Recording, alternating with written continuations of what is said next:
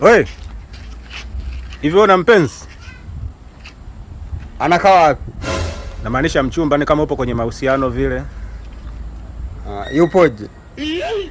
Mchumba tu, yaani mchumba ni kama mwanamke wako uliyempenda. Kwa unapajua? Sasa mbona unaniuliza mimi napajua tena rafiki yangu?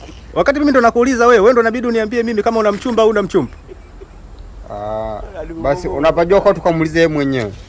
Sasa unajitambua kweli rafiki yangu? Yaani mchumba wako wewe tena unaniuliza mimi tena?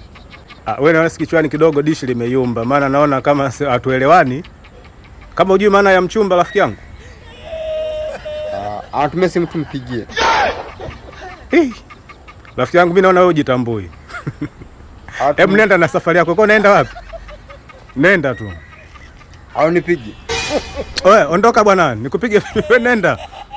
Nenda.